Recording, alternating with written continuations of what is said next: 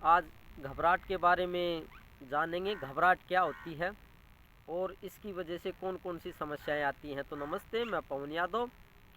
मैं भी सोच ही रहा था और काफ़ी लोग सुबह नाड़ी चेक करवाने आते हैं और मैं भी लोगों को चेक करता हूं, तो देखा गया है लेडीज़ में खासकर, या आदमियों में भी होती है, लेकिन औरतों में घबराहट की जो परसेंटेज है वो ज़्यादा होती है और उसकी वजह से वो डिसीजन भी गलत लेती हैं, उनका निर्णय भी गलत हो जाता है, जिससे कि पूरी ज़िंदगी पछतावा हो जाता है। कोई भी हो, आदमी हो या औरत हो, मेल फीमेल, अगर घबराहट में कोई निर्णय लिया गया है तो गलत हो जाता है। तो आज इसी के बारे में जानेंगे, घबराहट क्यों होती है।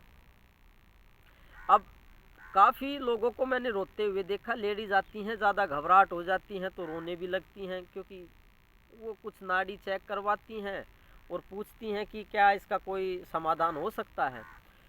तो और किसी बीमारी से मैंने उनको इतना परेशान नहीं देखा है, ये औरतों के लिए खासकर हैं, आदमियों को भी हो जाती है। तो चलो इसी का सॉल्यूशन करते हैं, आज इसी के बारे में बात करेंगे। आप ये बात समझिए कि घबराहट का कारण क्या होता है।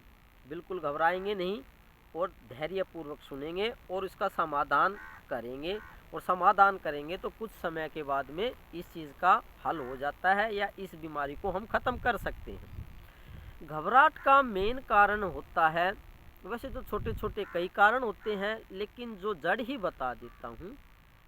शरीर के अंदर कोई ना कोई अशुद्ध एनर्जी पैटर्न या अशुद्ध ऊर्जा घुस गई है, जिससे कि घबराहट हो रही है।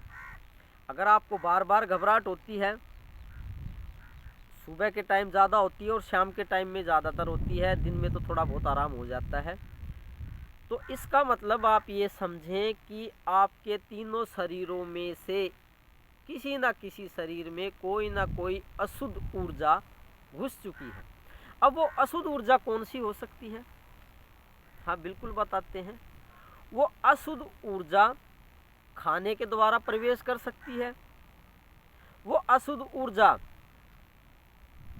हवा में से आपके शरीर के अंदर प्रवेश कर सकती है, और वो अशुद्ध ऊर्जा जो कि आप समझ रहे हैं, जैसे कि ये रास्ता है, इस रास्ते में कोई अशुद्ध ऊर्जा है, उसको हम भूत प्रेत भी कह सकते हैं। हाँ हाँ, समाज की लैंग्वेज में उसको हम भूत प्रेत कहेंगे। वो होती तो अशुद्ध ऊर्जा ही है। अगर हम इस रास्ते से जा रहे हैं, सामने रास्ता है, अगर वो अशुद्ध ऊर्जा है, जिसको हम भूत प्रेत कहते हैं, बुरी आत्मा के नाम से हम जान सकते हैं, अगर वो अशुद्ध ऊर्जा से हमारा आमना सामना हो जाता है, या ऐसा कह सकते हैं रेजोनेंस हो सकता है। रेजोनेंस तो खैर आपको समझ में नहीं आएगा। ऐसा समझो, कोई ऐसा कारण बैठ गया है जिससे कि उस अशुद्ध आत्मा का आपके शरीर में प्रवेश होना आसान हो जाता है, तो वो अशुद्ध ऊर्जा जिसे हम प्रेत कहते हैं, उसके अंदर जो घबराहट है, उसके अंदर जो बेचैनी है, जब वो आपके शरीर में घुसेगा तो आपके शरीर में भी बेचैनी होने लगेगी, घबराहट होने लगेगी, क्योंकि ऊर्जा तो अपना काम करेगी, ऊर्जा तो अपना काम करती ही रहेगी। वो चाहे भूत प्रेत की ऊर्जा हो, चाहे बिजली की करंट की ऊर्जा हो, ऊर्जा तो शरीर में प्रवेश करने के बाद में ही अपना प्रभाव दिखाएगी। वो प्रभाव घबराहट का भी हो सकता है। कैसे? अब मान लो हम सामने जा रहे हैं और उस आत्मा को मौका मिल जाता है कि वो हमारे शरीर में प्रवेश कर जाए। कई कई सालों तक वो प्रवेश रहता है उसका, हमें पता नहीं लग पाता। आम आदमियों को इसका ज्ञान नहीं होता है, इसकी वजह से उसको ये कभी पता ही नहीं लग पाता कि कोई अशुद्ध ऊर्जा हमारे शरीर में प्रवेश कर गई है। अब वो रास्ते में घूम रही है, उदाहरण दे के समझा रहा हूँ। अब वो रास्ते में घूमेगी तो क्या होगा? उसके अंदर बेचैनी है, उसके अंदर घबराहट है। अब वो अशुद्ध ऊर्जा, नेगेटिव एनर्जी आपके शरीर में प्रवेश करेगी तो आपके दिल की धड़कन को बढ़ा सकती है, आपसे कोई गलत काम करवा सकती है, जिससे कि आपका पूरी ज़िंदगी तबाह हो जाए, और आप कर भी दोगे बेचैनी में। बेचैनी में आदमी गलत कदम उठा जाता है। बिल्कुल, आप के अंदर बार बार घबराहट हो रही है तो सावधान रहें। कोई ना कोई ऊर्जा खाने के जरिए, कोई अशुद्ध भोजन है उसके जरिए, आपके घर का भी अशुद्ध भोजन हो सकता है। ऐसा नहीं हो सकता कि आपका अशुद्ध जो भोजन होता है, खाना जो होता है, कोई बाहर का आदमी आपको खिलाएगा तभी वो अशुद्ध ऊर्जा आपके शरीर में प्रवेश करेगी। आपका जो खाना होता है वह आप सब्जी मंडी से लेके आते हैं, बेचने वालों के हाथ में से लेते हैं। जो आप भोजन लेके आते हैं, जो सब्जी लेके आते हैं, खान पीन की जो भी चीज़ें लेके आते हैं, वो बहुत से हाथों में से होकर गुजरता है और हमारे पास पहुंचता है और हम उसे खाते हैं। उसमें कोई बुरे आदमी भी हो सकते हैं, उसकी ऊर्जा खाने में प्रवेश कर सकती है और वो प्रवेश करेगी, आप उसको खरीद के लेके आए और वो अशुद्ध ऊर्जा आपके अंदर बेचैनी पैदा कर सकती है। बिल्कुल कर सकती है। ये ज़रूरी नहीं है आपके पड़ोसी ही है वही कुछ ना कुछ आपका बुरा करना चाहते हैं, आपके रिश्तेदार आपका बुरा करना चाहते हैं, कोई ज़रूरी नहीं है।